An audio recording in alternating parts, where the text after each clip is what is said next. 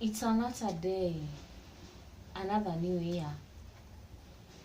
But for us, Kenya, it's a year that has begun with a lot of fear following the recent terror attack at the Dusit D2 Hotel in Nairobi. There have been failures analysis concerning terrorism in Kenya. And perhaps if we went back to history, we will realize that there's so many historical questions that as a country we have not answered. And perhaps it is lack of answers to these questions that has led to the constant terror attacks in Kenya without much remedy. So the first time Kenya was hit by a terror attack was in 1990, when the Norfolk Hotel in Nairobi was bombed on New Year's Eve, an attack that saw 20 people dead and 8 injured. A woman of German origin was said to have aided a Moroccan combatant to bomb the hotel. Later, an Arab group claimed responsibility over what they regarded as Kenya allowing the Israeli troops to fail in the capital Beirut to rescue 100 hostages that were being held by the pro-Palestinian hijackers at the Entebbe airport in Uganda. 18 years later, in 1998, the US embassies in Kenya and Tanzania were bombed in what is normally called the twin bombing. In Nairobi, over 200 people died, while about 4,000 were injured. Al-Qaeda, a global terror group, claimed responsibility, bringing its leader, Osama bin Laden, into the group limelight. One of the major reasons for the bombing was associated to Kenya joining the USA in the global war against terror after the September 2001 attack of the World Trade Center in the USA. However, the question is, was Kenya the only African country in the war against terror? Definitely no. And therefore, by the time I finished this piece, I could have presented my reasons why Kenya has become a victim of terrorism attacks. 4 years after the 1998 bombing in 2002, November 28th, there was a missile attack on the Israeli plane shortly after it took off from the Mombasa airport. However, it missed. At the same time, a car carrying explosives smashed through a pally at the Parasite Hotel in the city as it received 60 Israeli tourists checking in. 10 Kenyans died in the attack and 3 Israeli citizens. Militant groups linked to Al-Qaeda were blamed for the attack. After 2010, terror attacks in Kenya have greatly increased and their impacts have been globally felt.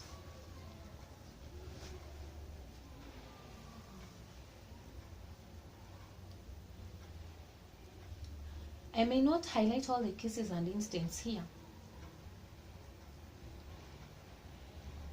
but I will pick out the most pronounced ones. In 2013, September 21st, 4 Al-Shabaab militants stormed into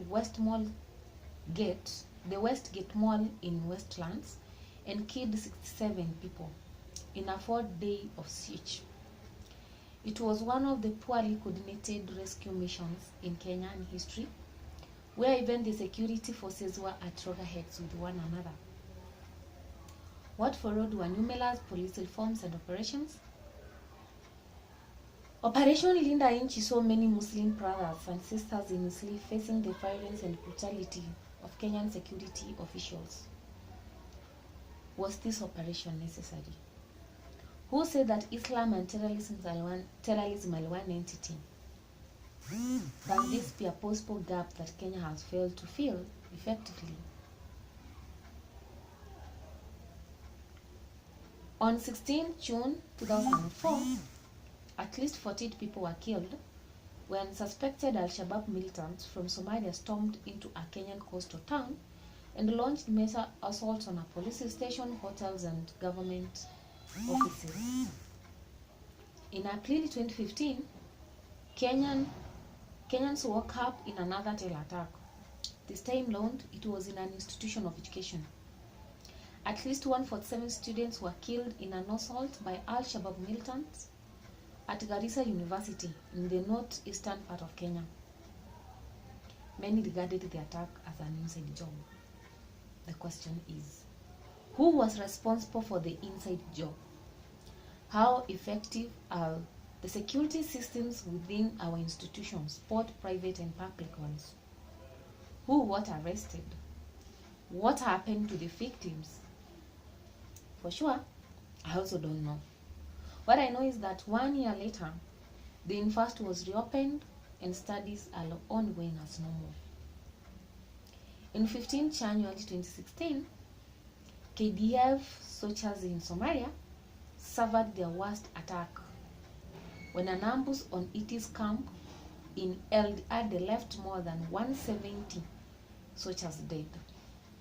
Something fishy must have happened.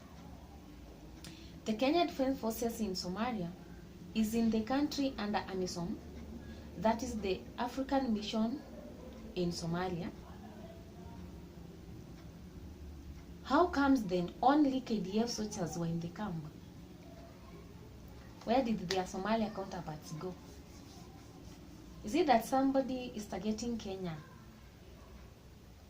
alone in this terror fight? These are the questions that we are yet to get answers. Perhaps these answers may be sought from the history of Kenya-Somali relations, especially after the 1991 period when the government in Somalia collapsed. Since 2016, Kenya has been somehow laxed on terror attacks, although a few cases have been reported here and there. However, little did we know that the worst was awaiting our motherland. On 14th January this year, that is 2019, 2 of the 2013 Westgate Mall attack suspects were confirmed to have a case to answer. The following day, January 15th, Kenya was thrown into another terror attack. This time on the Dusit D2 complex, a hotel owned by Israel citizen. Al-Shabaab claimed responsibility over what they said President Trump's declaring Jerusalem the capital of Israel. The question that Kenyans are pondering are, why Kenya? What a coincidence that it occurred on the same date that our KDF soldiers were massacred in Somalia 2 years ago. Why did it happen after the verdict had been declared on the 2013 Westgate attackers? These are questions that we are yet to get answers. With the above history of terror attacks in Kenya, it is crystal clear that the attacks have nothing to do with KDF in Somalia. Even if Kenya withdrew from Somalia, still it will be hit. My conclusion is drawn from the idea that terrorists work on the principles of popularity, fame, and fear. In East Africa, Kenya is the most strategically located country. This implies that if Kenya is hit, the entire world must shake and must feel the impact. This is one of the objectives of any terror group: to be heard, to be felt, to be known that actually they can do something. Secondly, it is the freedom of the media in Kenya. It's only in Kenya where anybody has freedom to post videos and information online without much fear. Each time there's a terror attack, we have comprehensive media live coverages from the scenes of terror, thus helping spreading the fear across the entire group. Accordingly, the attackers achieve their aims. Most of the mega attacks in Kenya are focused on foreign presence and indicate that if Kenya is hit, then the impact is felt not only in Kenya but in other European nations that have their investments in the country. While this is the case, terrorism also works on the principle of revenge. As such, each time their members are killed, they must plan to avenge. So this makes terror attacks in Kenya a vicious cycle. So, which way Kenya? Which way Africa? Which way the group as far as the war against terror is concerned? Perhaps the question should be, how comes all these attacks get the security agents unaware? The answer lies in the corruption that has become a national disaster in Kenya. It's worth knowing that in the Horn of Africa, there are warlords who make a living out of terrorism. These are men and women who pay to be allowed to bring weapons and explosives into the country. The poorly paid security men fall prey of such warlords. Just 100K is enough for the security people to allow explosives enter the country through our porous borders. We need to do something, and this means first cleaning our house from within. We need to revisit the terms and conditions of work of our military men and women and make them better. In fact, they should be the highly paid people in Kenya. Finally, Kenya needs to understand that there's a difference between Islam and terrorism. The moment we realize that even Christians are terrorists, we will easily handle this. And at times, terror operations focus in Islam, where most of the people are Muslims. The recent attack should be a lesson that terrorists are within all the towns in Kenya. Moreover, who said that women cannot be terrorists? Each time, men are easily suspected, and the women easily given freedom.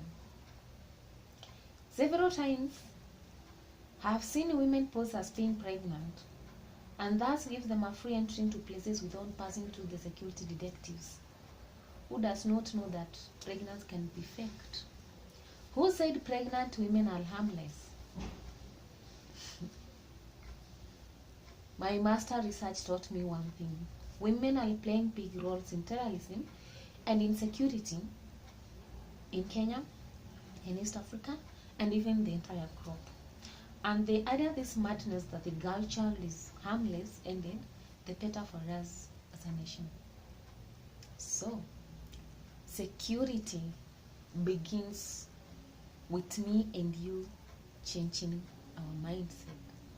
It's not about tightening security. It's not about making the available security agencies effective to prevent. Because prevention is better than cure.